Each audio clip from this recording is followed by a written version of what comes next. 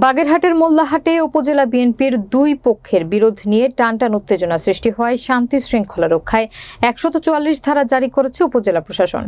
২১ August grenade হামলা মামলায় বিএনপির ভারপ্রাপ্ত চেয়ারম্যান তারেক রহমান সহ নেতৃবৃন্দ খালাস পাওয়ায় নির্ধারিত আনন্দ মিছিল স্থগিত করা হয়েছে। নিজস্ব প্রতিনিধি এম এ মফিজুর রহমানের প্রতিবেদনে থাকছে বিস্তারিত। উপজেলা বিএনপির আয়োজনে বিকাল 4:30টায় বিশাল এক আনন্দ মিছিল গোডাউন মোড় হতে কেআর কলেজ মাঠে অভিমুখে যাত্রা করে। মিছিলটি মোল্লাহাট বাজার চৌরঙ্গি পর্যন্ত গেলে ১৪৪ ধারা জারির মাধ্যমে উপজেলা নির্বাহী কর্মকর্তা এবং নির্বাহী ম্যাজিস্ট্রেট হরে কৃষ্ণ অধিকারী যৌথ বাহিনীর সহায়তায় বাধা প্রদান করেন। এরপর ওই স্থানের সংক্ষিপ্ত আলোচনা করে মিছিলটি ফিরে যায় শুরুর স্থল গোডাউন মোড় উপজেলা বিএনপি কার্যালয় চত্বরে। সেখানে গিয়ে দোয়া মাহফিলের মাধ্যমে অনুষ্ঠান শেষ হয়।